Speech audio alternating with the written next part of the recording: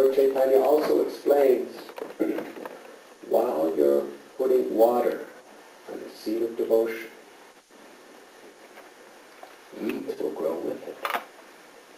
We must be very, very careful to be able to discriminate what is the original creeper of devotion, what is the weed, because sometimes they look identical. And what are those weeds? Desire for material profit and enjoyment, desire for prestige, distinction, respectability, high position, desire for followers and power, the weeds of envy. And we see sometimes, as we're becoming more spiritually developed, these weeds are also growing along with it. We must be very careful not to put water, not to encourage and serve those propensities, but rather we must see them for what they are and uproot them. And how to do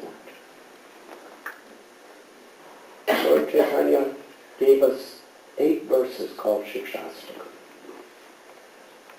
which teach from the fundamental beginning of chanting of the holy names up until how the holy name brings us to the highest revelations of pure love. 3rd verse is very important. Trinadapi sunichena tarori vasidishtuna amanina manadena kirtaniya sadahari. That one should be more humble than a blade of grass. We trample on the grass. We sit on the grass. The animals do all sorts of things on the grass. The grass is always there, just ready to serve. More tolerant than a tree.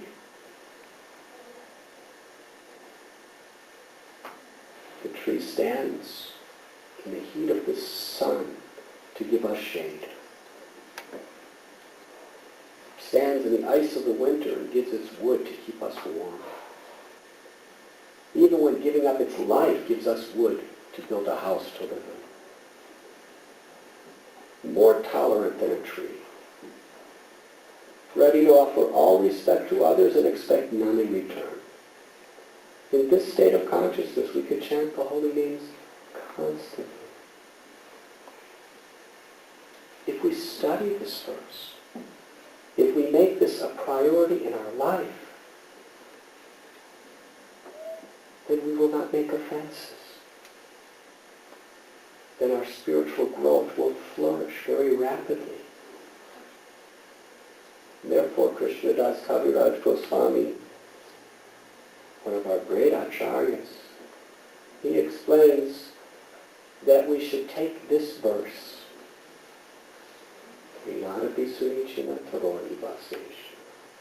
and we should put it on the string of the holy name and wear it always. Keep it always close to our heart. Then there will be no impediments in our spiritual progress. If we aspire to cultivate this type of humility, tolerance, and willingness to offer respect to others,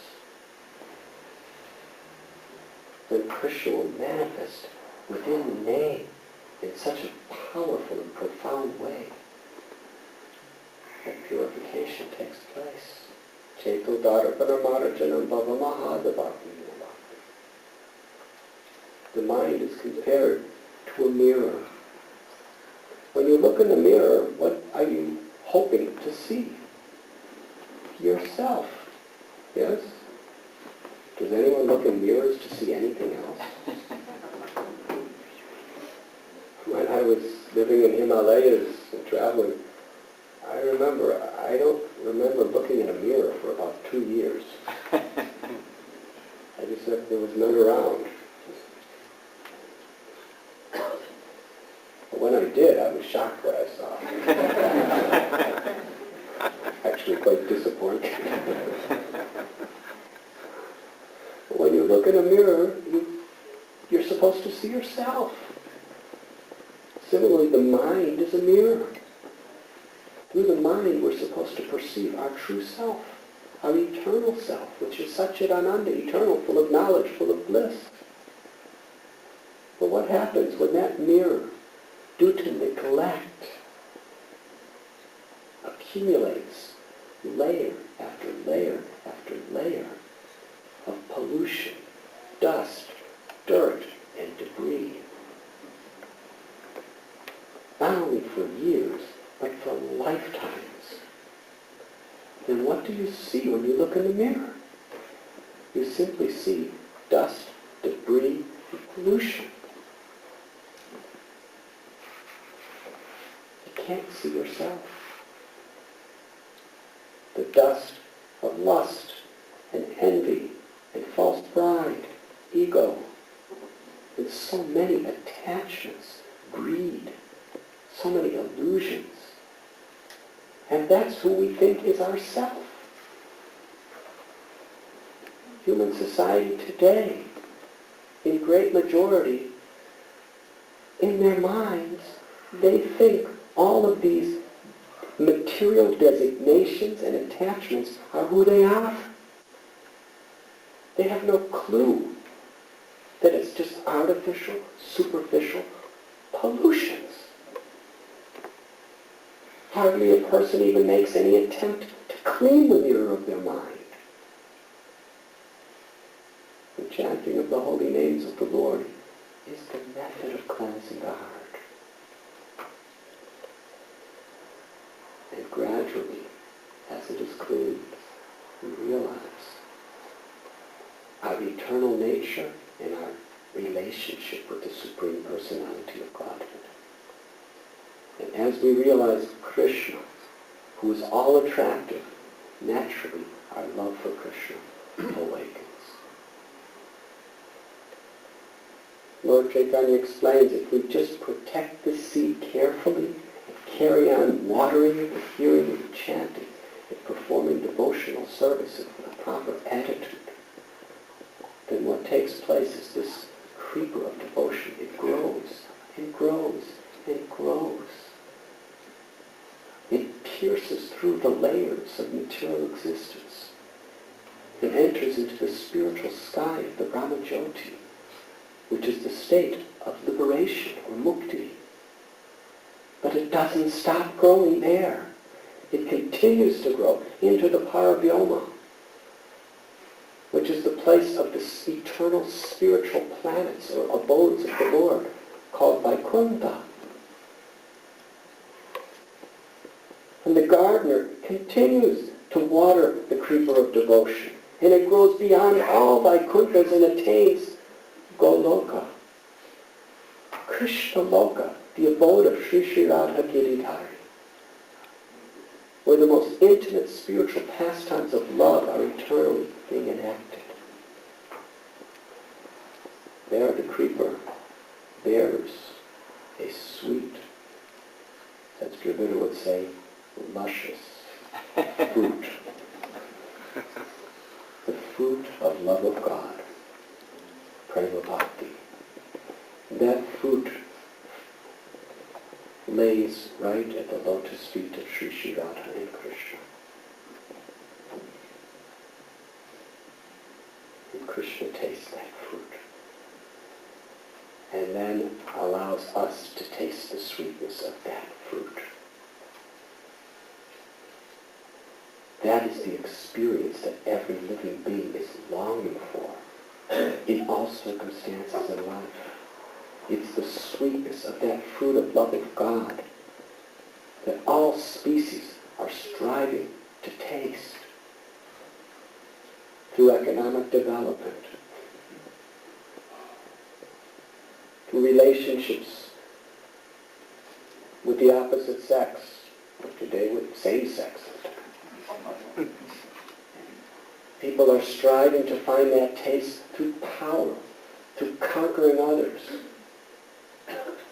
through various skills. But they never really get it. But when you taste that sweet fruit of love of God, your heart is satisfied forever.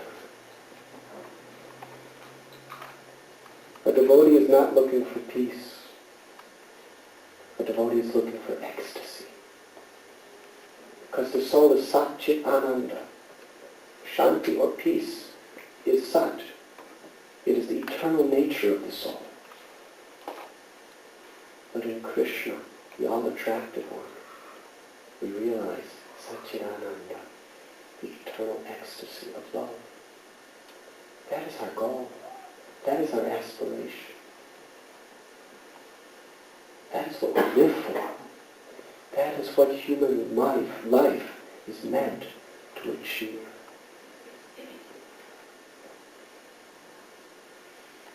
Krishna, in the beginning of creation, spoke this knowledge to Brahma. Brahma spoke to Narada Muni, his son. Narada spoke to Vyas. Vyas is the compiler of the Vedic literatures. Many years later, the great Acharya Madhva, he received this knowledge from Vyasadeva. And a perfect, pure, disciplic succession, preserving and illuminating this transcendental mercy, has been on this earth since the beginning of creation. In the age of Kali, Lord Chaitanya Mahaprabhu appeared. He is the Supreme Personality of Godhead. But he appeared in the role of a devotee to teach us how to be devotees. Krishna tells us in Gita, Sarva Dharman Parityajya, we should surrender, abandon all varieties of religion and surrender unto me. I shall relieve you of all sinful actions. Do not fear. But who knows how to follow that? The Gita tells us, but there has to be example. So Krishna again appears with the love of Sri Radharani in the role of a devotee to teach us by example.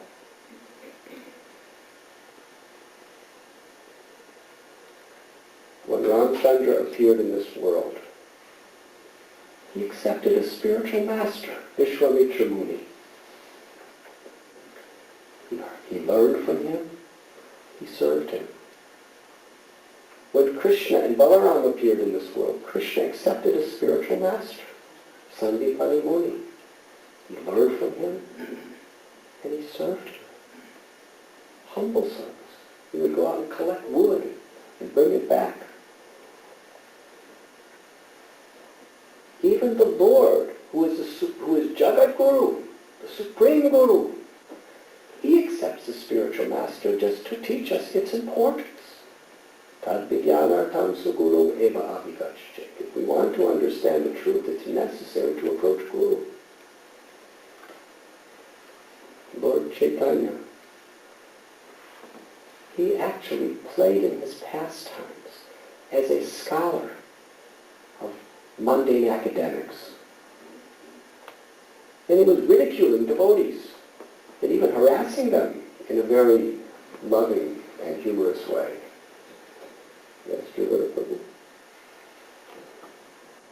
And the devotees were praying. They were praying day and night to Krishna. If Nimai, Lord Chaitanya, if Nimai becomes a devotee, he's so beautiful, he's so attractive, he's so learned, he's so glorious in every sense, he can make the world dance in kirtan. One time Lord Chaitanya saw Srivas Thakur as he was returning from the river Ganges. And Srivas said, Nimai, why are you wasting your time with all this mundane academics? How will it help you at the time of death? Human life is meant for loving Krishna. bhakti is the only means of achieving love of Krishna. And Lord Chaitanya would usually challenge them. He said,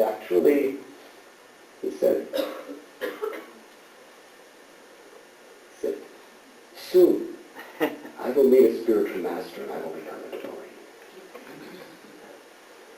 By your blessings. And then he took the dust of the feet of Srivastava.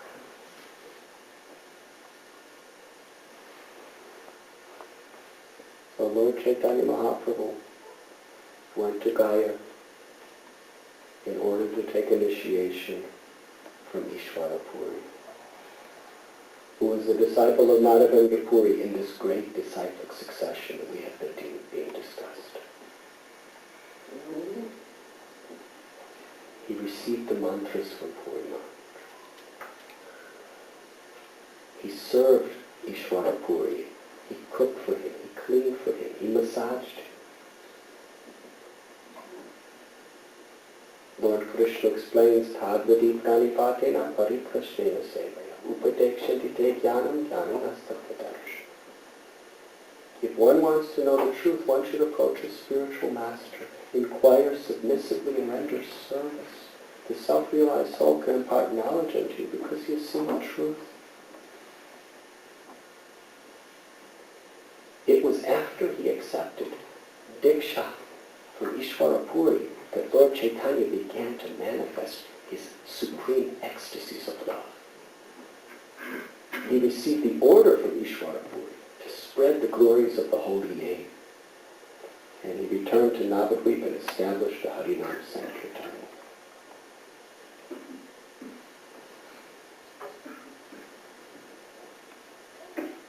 In our disciplic succession, Lord Chaitanya is the Guru of the six Goswamis. Narottam Das Thakur, Srinivasacharya, and then later on, Vishwanath Chakravarti Thakur, Baladeva Vibhushan, Jagannath Das Babaji Maharaj, Bhakti Vinod Thakur, Gaur Kishore Das Babaji Maharaj, Bhakti Siddhanta Saraswati, and then our beloved Srila Prabhupada. Krishna explains, Evam Parampara Praptam, that transcendental knowledge and mercy should be received through this unbroken line of great masters in disciplic succession. Who by their words and by their life have demonstrated pure devotional service to the Lord. Srila Prabhupada, by his kind mercy, made this most precious gift of the treasure of love of God available to the entire world.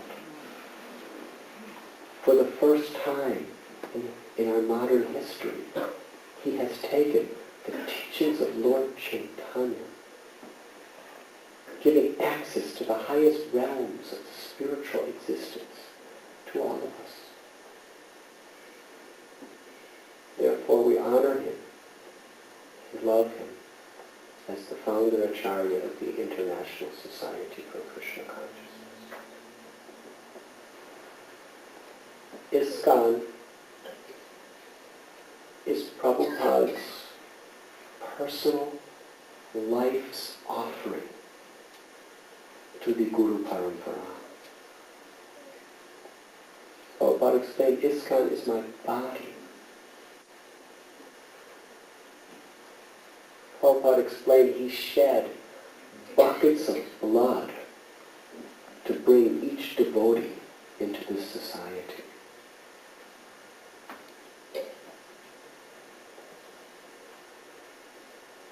And when were there difficulties, how much sacrifice and ordeal Prabhupada was willing to undergo to give strength, to give substance to his children.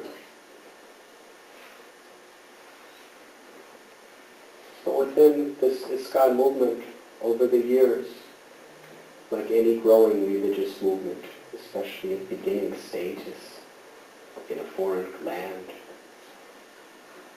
there have been difficulties.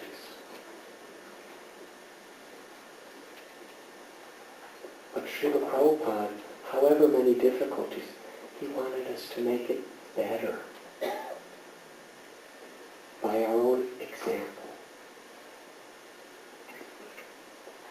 Srila Prabhupada is the founder, Acharya, is spiritual master of all devotees for all generations to come. It is on the basis of his teachings, it's on the basis of his merciful sacrifice that we are all united.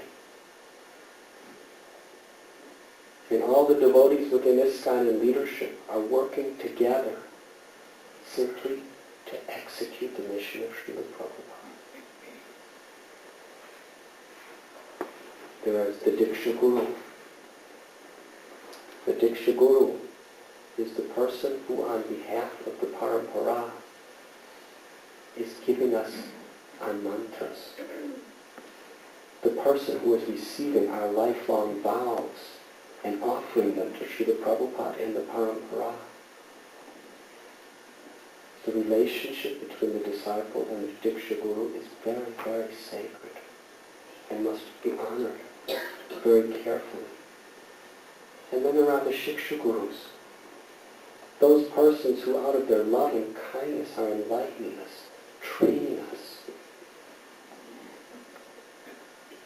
If we want to make proper spiritual advancement, we must see the gift that they are giving us, the sacrifice. And they must be honored. They must be worshipped within our hearts.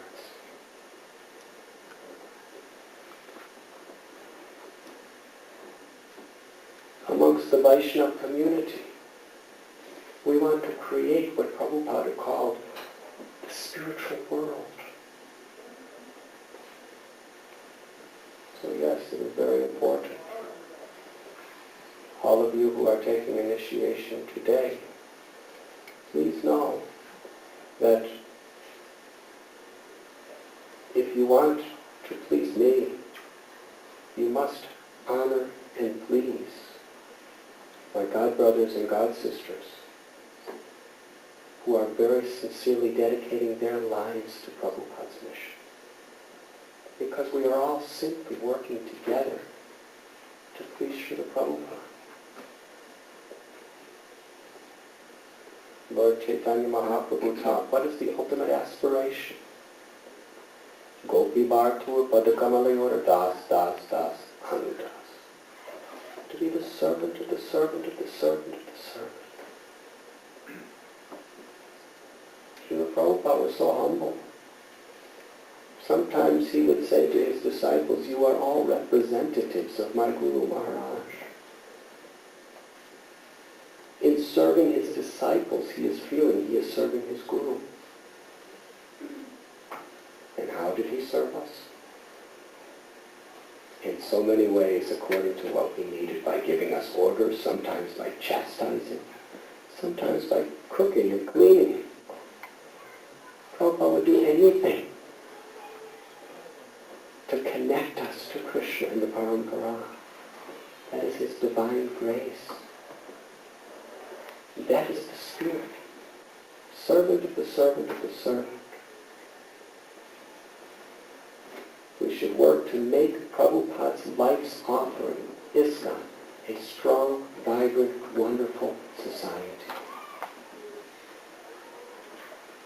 By honoring all the spiritual masters, Shiksha Gurus and Diksha Gurus. By honoring and respecting every disciple's relationship with them. By honoring not only our own God brothers and God sisters, but all the Vaishnava community. We're all a family. And through humility and cooperation, reveal Krishna to the world who is all attractive. Yes. Make this the motto and goal of your life, to be the humble servant of the servant of the servant. To be very strict in your chanting of the holy names. Prabhupada had us vow to chant at least 16 rounds every day. I heard one devotee at time of initiation, Prabhupada said, "How many rounds will you chant?" And he very convincingly said, 16 rounds, Prabhupada. And Prabhupada very gravely said, at least, minimum 16 rounds.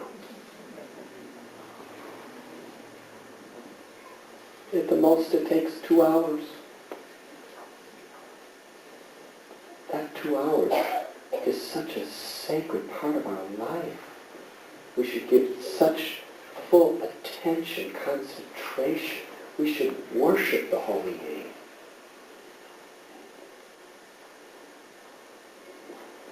To the degree we take our chanting seriously, the name will actually have great effect within our heart. The name is the deity of Krishna. Just as the pujari is worshiping the deity with great care, we should worship the holy name as we are chanting. Hare Krishna, Krishna Krishna, Hare Hare, Hare Rama, Rama Rama, Hare Hare. And by the mercy of the Lord, the treasures of the spiritual world are revealed. It is my very, very great fortune that Srila Prabhupada has given me the association of such a wonderful society of devotees. And we are all here to have you to go back home, back to God. The vows that you're going to take today are the most important vows of your life. In fact, initiation is the most serious thing you will ever do in your entire life.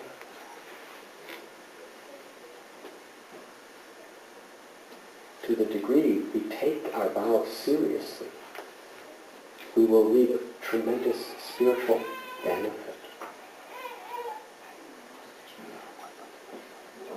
As Bhaji Narayan Prabhu explained in the beginning, initiation is not just a formality.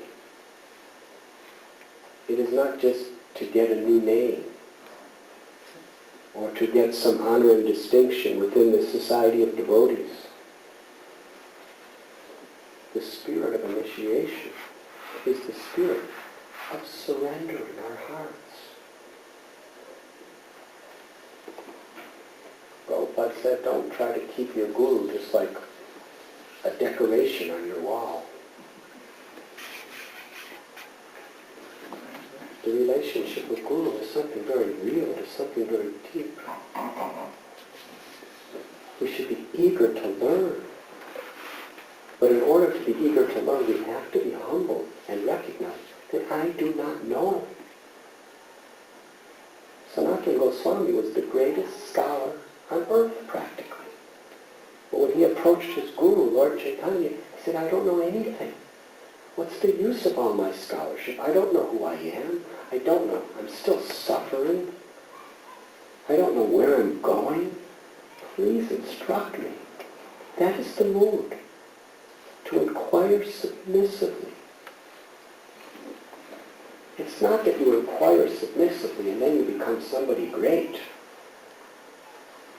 We inquire submissively always from senior devotees.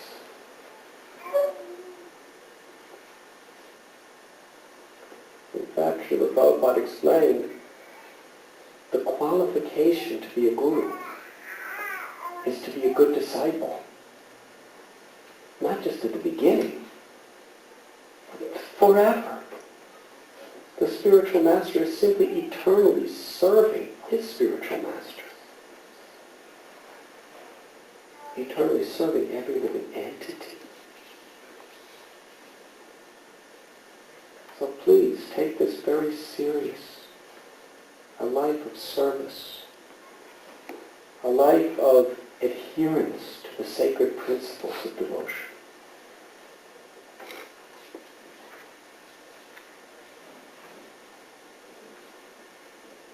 time there was an initiation. And within a few days, one of the initiates just left and gave up his devotion. And Prabhupada said, he was never initiated. Initiation isn't just throwing seeds in a fire. Real initiation is the dedication and the sincere commitment of the heart. This ritual is a very, very necessary formality to confirm it before the deities, before the Guru, before the fire, and before all the Vaishnavas. It's the formal link or connection to the current of mercy of the whole parampara. But that link is not just from the ritual. It's from the substance of our consciousness that is going into the ritual, which means our commitment, our accepting responsibility, our enthusiasm to carry out the mission of Srila Prabhupada and the Vaishnava society. That is what initiation is about. When you're chanting these mantras, when you're throwing these seeds, you're offering your heart. You're offering your life. You're committing yourself. To the degree we have that sincerity, to that degree, there's real meaning and substance to our initiation.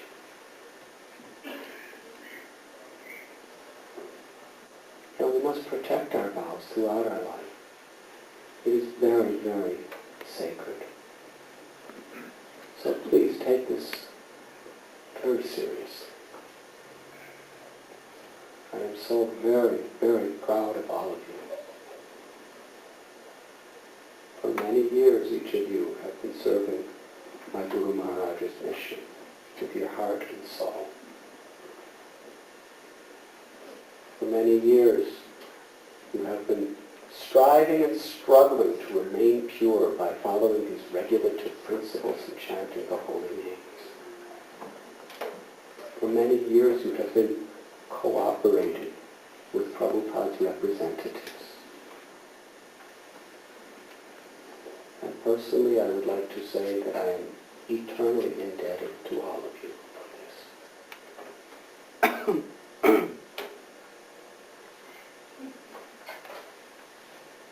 I thank you very much. Srila Prabhupada.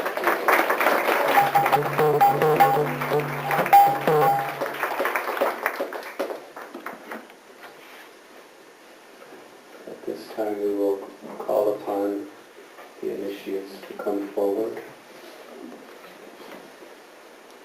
And the process is first to offer obeisances, and then you will be given the chance to recite your vows, and you will get your duly sanctified beads and your name, and then you offer obeisances again.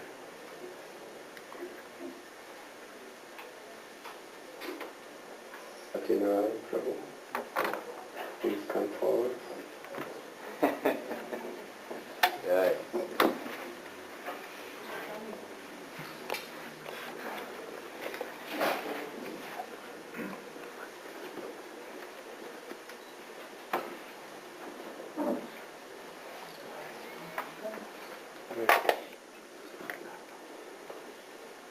This is a very happy day for all of us. This is a very happy day for all of us.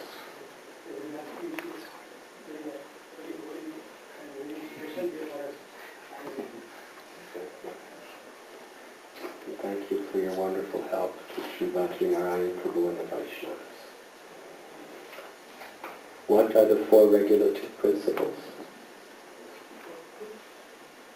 Please state the four regulative principles.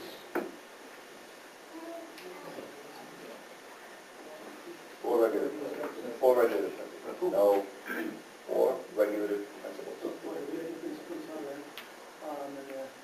No drinking, no alcohol drinking, no meat eating, no gambling, no exercise, and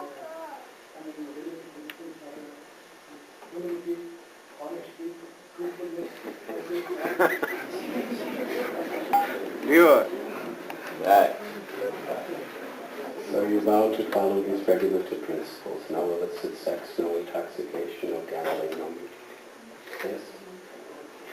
You vow to follow them? Yeah, I follow, I sincerely follow, I promise throughout my life, I follow all the principles of our You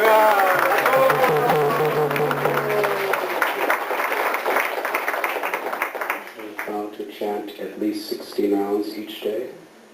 You vow to chant 16 rounds. I promise before the God,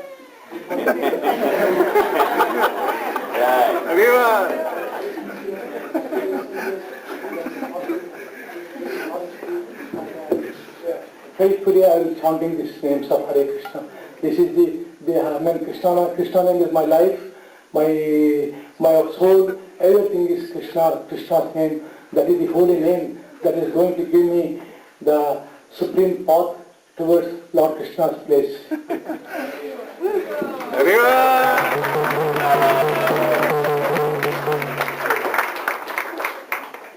Thank you very much. On behalf of His Divine Grace Srila Prabhupada and our beloved Guru Parampara,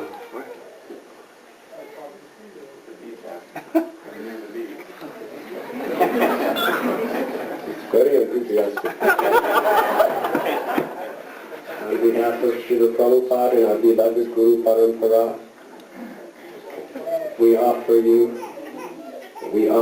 the new name, Shri Giridhari Das.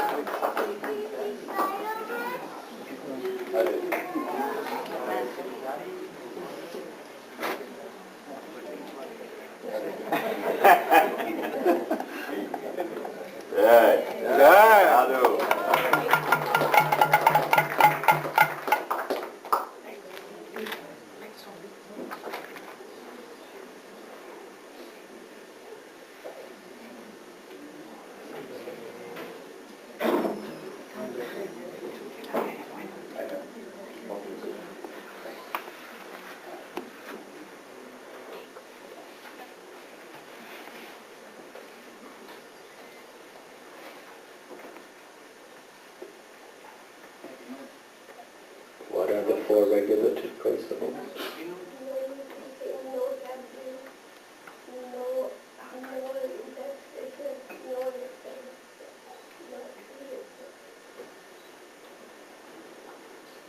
And you will chant at least 16 hours each day. And to always strive to be servant of the servant of Prabhupada's devotees.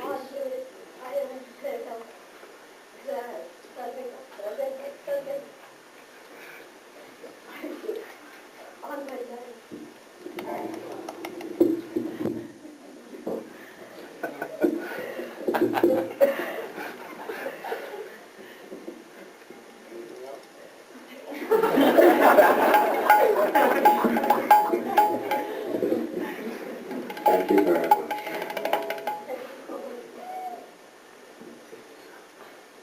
This is one of the 108 names of Srimati Radharani.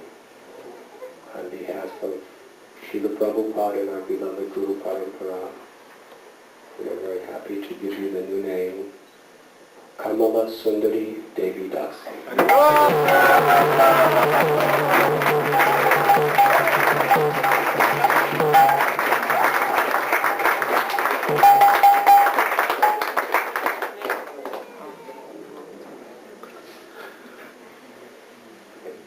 Kamala Sundari Devi Dasi.